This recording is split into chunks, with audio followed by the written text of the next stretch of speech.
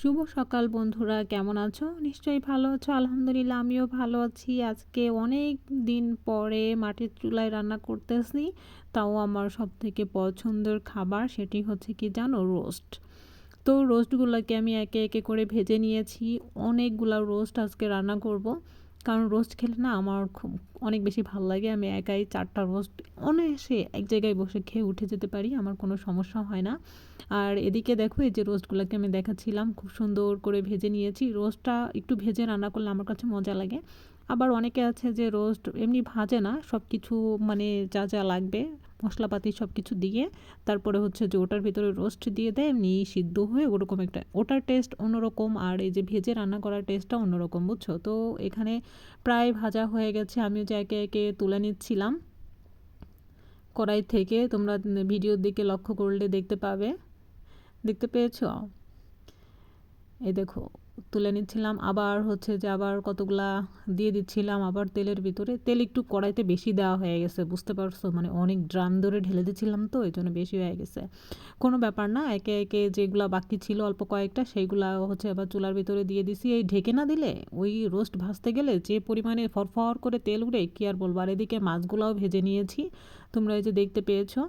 আর দেখো এইখানে আম পাতা দেখতে পাচ্ছ, কারণ অনেক বেশি আম গাছ হয়েছে। তো এই পাতা এমনি আগুন ধরায় পোড়াই দিলে ধোয়া হয় বা পাশের বাসা থেকে কমপ্লেন আসে, এই জন্য আর করা হয় নাই।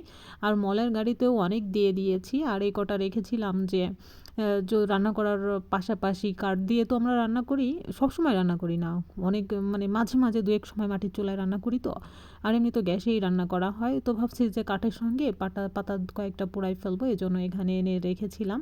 আমাদের হেল্পিং হ্যান্ড যে তিনি এনে এখানে রেখেছিল। এই মানে কড়াইতে ঢাকুন সরাই দিলেই, অনেকে আছে ঢাকনা বলে, অনেকে ঢাকুন বলে, আমি একটা কিছুই বলি, এটা কইলেই হইলো, আমার কাছে অত কিছু আহামরি না।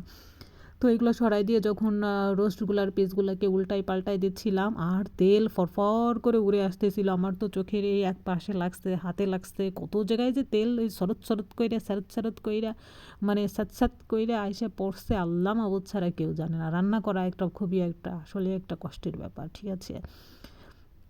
এর থেকে বাইরে গিয়ে হাজার গুণ কাজ করে আসা যায়, এতটা কষ্ট হয় না। কিন্তু রান্না করতে গেলে আমি মনে হয় পাগল হয়ে যাই, বুঝতে পারছো? এই দেখো খুন্তিতে দেখাইতেছিলাম, এই জামাই বেড়া রে, জামাই বেড়া যদি রান্না কস খবর আছে, তুই রান্না করে খাওয়াবি।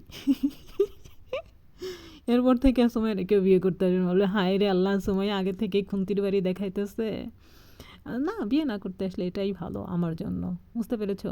এখানে আমি কি জানি একা একা ধ্যান ধরে চিন্তা করতেছিলাম। এখানে ভিডিও করার জন্য কেউ ছিল না, আমি একটা স্ট্যান্ডে রাইখা দিয়েছিলাম। আর হচ্ছে যে ভালো করে ক্যাপচার হয় না, কারণ একজন ভিডিও করে দিলে অনেক বেশি সুন্দর হয়, আর ক্যামেরা যদি রাখা হয় আমিও তো বেশি ভালো করে দিশা পাই না। তো যতটুকু পেরেছি, যতটুকু ক্যাপচার করতে পেরেছি ততটুকুই তোমাদের সঙ্গে শেয়ার করলাম।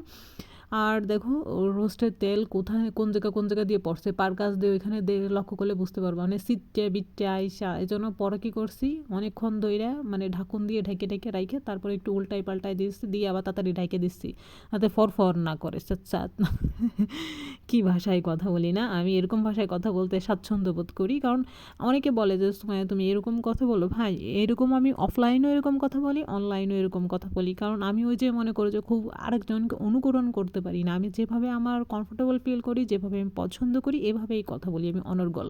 কিন্তু আমার বাবা মাঝে মাঝে বলে কি, অনার্স মাস্টার্স কমপ্লিট করছো, একটু সুন্দর করে কথা বলবা, এটা কোন ধরনের কথা, কেমন কথা বলো। মানে হিস, আমার যেরকম ভালো লাগে আমি সেরকম কব। বুঝতে পারছো? তো এইগুলাও ভাজা হয়ে গেছে অলরেডি, আরও একটু উল্টায় পাল্টায় দিচ্ছিলাম, আর কিছুক্ষণ উল্টায় পাল্টায় দিলেই হয়ে যাবে। দেখতে পেয়েছো তো, ভালো থেকো, টাটা, আল্লাহ হাফেজ।